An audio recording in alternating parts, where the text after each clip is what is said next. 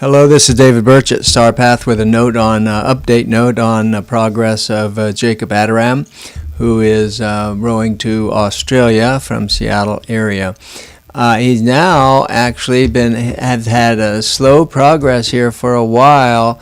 These have been a couple weeks along here of not, getting south, which is valuable, but not getting any closer to Hawaii.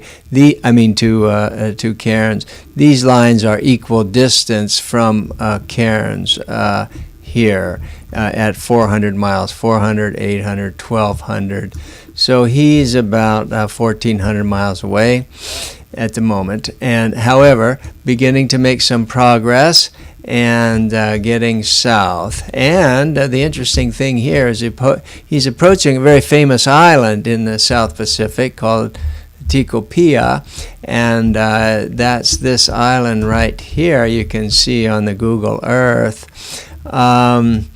The other thing, I'm not going to obviously do it, but if you just go to Tikopia Island and a Google search, you'll find a couple of videos. These are both very interesting. This is an older one, more of a documentary it looks like, but and then these are folks that go and visit the island, and you see what a really nice place it is. So that's some extra work to look at. And so what we've done now here, we've updated. It's been a while.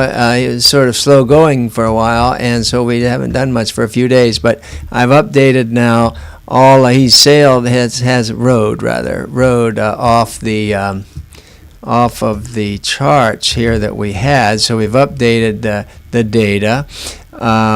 Here's the ocean currents. Now the currents, this is Artoff's model, Artoff's ocean current model, and they're not very favorable. They're still in the wrong way, but at least they're sort of towards the south, and but that's less than half a knot here.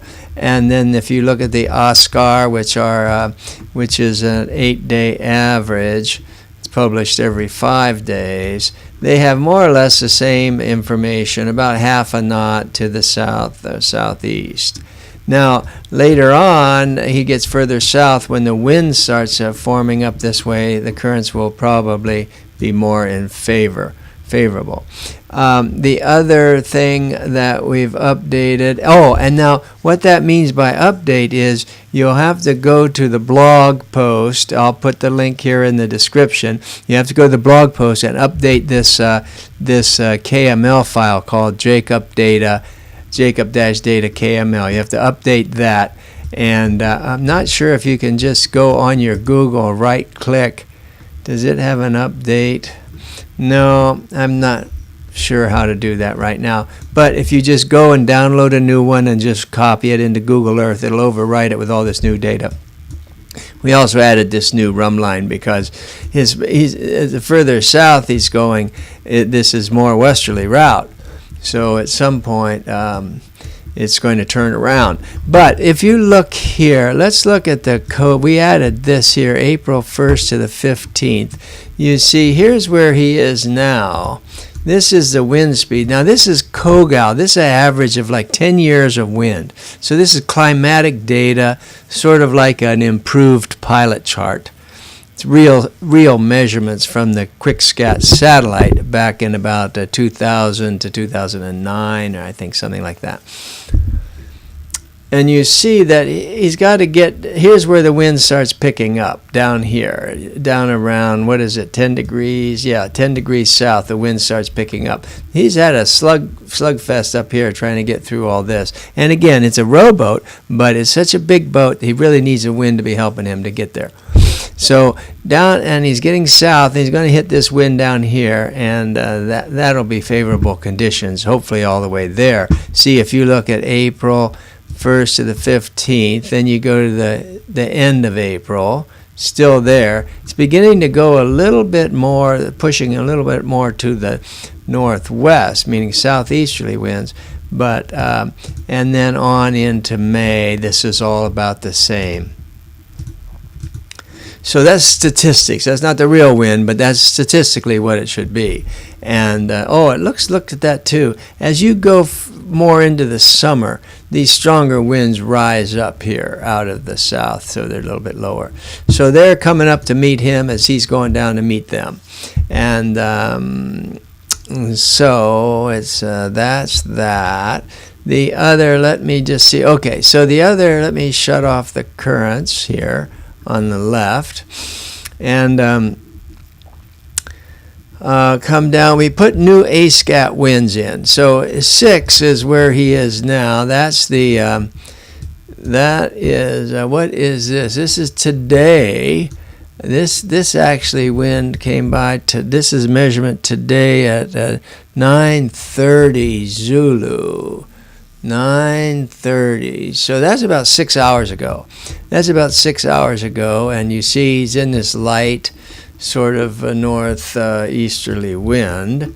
But you see as you go further south, you see the wind starts picking up. You see, these are the ASCAT satellite winds, the actual measurements of the winds. Hit the N key here, click this and hit the N key. Okay, it is pretty northerly. Okay. Oh, wait a minute. N key. Well, N. Okay. Now, this is A6 ascending. This over here, A7 ascending. So you see, look down here now, we see there's some strong wind down here in between him and Cairns over here. And so you've got that. So you've got the, so you can go to 7 descending and 6 descending. See, these are measurements over his area now. They actually miss him, but the ascending one does. So these are updated. So you can watch that. The ASCAT winds are updated. The rest we haven't changed. You can take a look in here at the, you know, total, the waves and so forth. So that all is there. If you haven't seen that before, that can be looked at. And then you've got the winds from the Bureau of Meteorology. So those are all Google Earth things you can overlay onto this, onto his route here. And in the next few days, he'll be going by. Well, he's only about 6 hours. This may be in view. This could well be in view. He's about 6 miles away here at the moment. This is the latest time here. This is 15. Yeah, this is literally right now where he is. Looks like he's turning a little bit south, but this island could well be in view. Okay, the other thing I want to mention, I want to go back now and look at some of the data on a grid file here, and just to show you what we've been watching here. So this is the latest FV3 GFS model, and this is right now, and the boat's here, and this is programmed. I've got this route set up for him. In here is a route, no, not there, the boat. His boat is set up to go 1.5 knots along this line here, which is the latest rum line. And so that way we can actually then just go up here, let's see, turn on the boat, which would probably be this one, Emerson, yeah, Emerson. See, then we can actually look at a meteogram, which shows if he does make 1.5 knots on that rum line, which he might well do, then he's going to start getting into the more favorable winds around Wednesday. Today is Saturday, and it looks like it goes a little fluky here. Tomorrow a little bit fluky in his area, and then it picks up in the right direction, and then gets a little fresher later on in the week, like that. Then the other thing we can look at, see if we move this, you can see the boat moving. So there's the boat with this display. This follows the boat, and then these are 24-hour positions in front of the boat. And so you can do that. And I have this just set up, this display is set up to show the squalls. This is a simulated radar reflectivity, so you can see what's happening with squalls. And these are more like showers here. Now this, when it starts getting yellow like this, what is this over here? I'm going to look at the top right. See, that's 36 dBz. So that's getting to be a notable squall right there. And this is one of the unique tools of this forecasting system, is this new parameter for predicting the squalls. So you see he's in and out of squalls along here. I'm gonna put that. Okay, so that, and then let's see. I'll go up here. Let me just see if I can shut off. I've been focusing that picture. Let me go turn the wind on in color. Yeah, and so then you'll see where the wind. Okay, so where are we? Let's go back to here. Here's where he is now, and we was looking to see when does he start getting some favorable wind. You go along here, and you see that's about Wednesday, sometime around Wednesday, and unless he decides to stop at that little tropical island and hang out for a while, but I rather doubt it. Although they have a lot of provisions there, and I think he may be running a little short on provisions. We'll have to see. Yeah. Oh, that reminds me too. Is for sure go and visit his. I'm going to put the link in the description here. But he has some he also, of course, sends back reports. Very interesting reports. Last one was a very interesting report, and you go to his site.